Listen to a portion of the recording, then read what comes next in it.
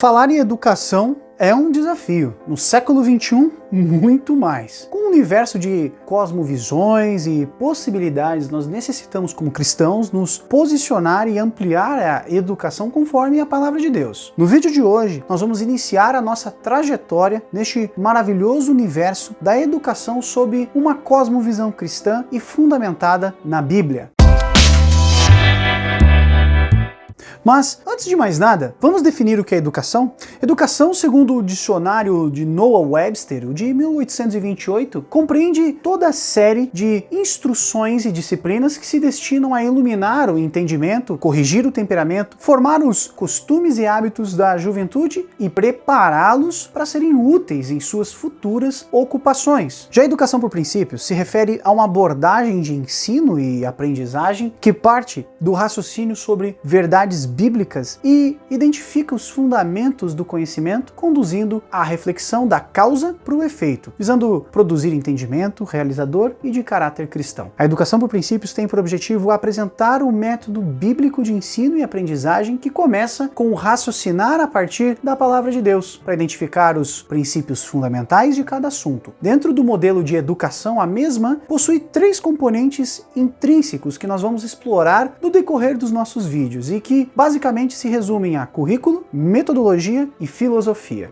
A filosofia é a principal engrenagem de uma determinada forma de educação. Segundo o próprio dicionário Webster, filosofia significa literalmente o amor à sabedoria. Mas, na acepção moderna, a filosofia é um termo geral que denota uma explicação sobre as razões das coisas, ou uma investigação das causas de todos os fenômenos da mente e da matéria. Quando aplicado a qualquer departamento particular de conhecimento, denota também o conjunto de leis ou princípios gerais em que todos os fenômenos subordinados ou fatos relativos a esse assunto são compreendidos. Assim, o ramo da filosofia que trata de Deus, por exemplo, é chamado de teologia, que trata da natureza é chamado de física ou filosofia natural, que trata do homem é chamado de lógica e ética, ou a filosofia moral, que trata da mente é chamado de filosofia ou metafísica intelectual ou mental. Os objetos da filosofia são para averiguar fatos ou verdade e as causas das coisas ou seus fenômenos, para ampliar os nossos pontos de vista de Deus e suas obras, e também para tornar o nosso conhecimento de ambos praticamente útil e subservientes à felicidade humana. A verdadeira religião e a verdadeira filosofia devem finalmente chegar no mesmo princípio. Portanto, a filosofia utilizada em um determinado currículo pedagógico, ela é empregada na metodologia de modo a gerar resultados de acordo com a própria filosofia praticada. Já para método, o dicionário Webster define como procedimento, técnica ou meio de se fazer alguma coisa de acordo com um plano. Já para metodologia, o mesmo dicionário define como uma ordem conveniente para a compreensão de fatos complexos.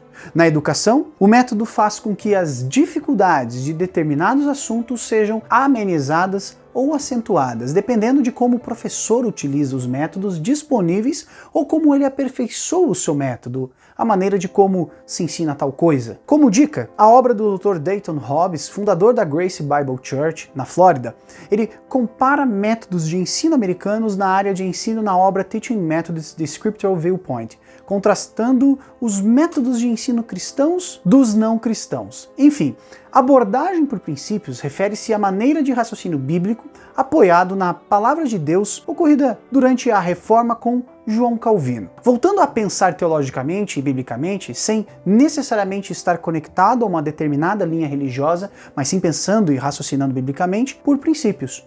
A abordagem por princípios foi consolidada nos Estados Unidos por Rosalie Slater. Ela era uma renomada educadora americana dedicada a resgatar e a expandir a educação sob a cosmovisão bíblica nos Estados Unidos. Segundo ela, a abordagem por princípios é o método histórico e cristão de raciocínio bíblico que faz das verdades da palavra de Deus a base para cada assunto no currículo escolar. Herman Horn, outro educador cristão, apresenta no seu livro Técnicas de Ensino de Jesus as metodologias de Cristo para a aplicação de assuntos complexos. Ele seguia, por exemplo, os seguintes passos. Era necessário, então, o aluno obter atenção, procurar a solução para um problema, conforme diz em Marcos 2,7, Marcos 2,16, fazer perguntas, como proposto em Lucas 2,49, responder uma questão, como está proposto em Mateus 13:10, 23 ou Mateus 17:10 a 12, usar as escrituras, como diz Mateus 4:4 ou Mateus 4:7, aproveitar os interesses do aluno, como propõe o livro de João, do capítulo 9, versículo 35,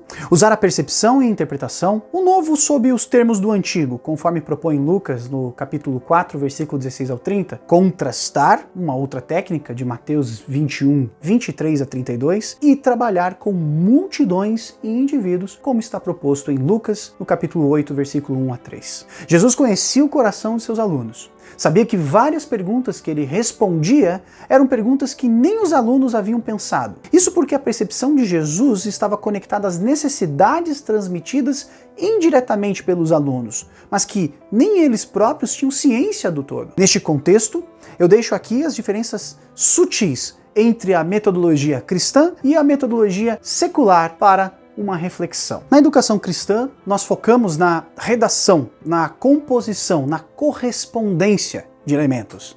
Na educação secular, nós tentamos preencher espaços vazios, colocar verdadeiros e falsos. Na educação cristã, nós focamos no raciocínio. Na educação secular, no estímulo à resposta. Na educação cristã, nós focamos no pensamento, no raciocínio, como dito anteriormente. Já na secular, nós focamos na parte da memorização. Na educação cristã, nós focamos no trabalho absoluto, naquilo que é absoluto, na verdade absoluta. Na educação secular, nós trabalhamos muito no relativismo. A educação ela é motivada pela relativização dos fatos. Na educação cristã, nós buscamos o autogoverno sob a cosmovisão cristã, enquanto que na educação secular se busca o governo externo. Na educação cristã se pensa em frases completas, no todo. Já na educação secular, em palavras ou frases avulsas. Na educação cristã, finalmente, se foca na mente renovada pela verdade da palavra, enquanto na educação secular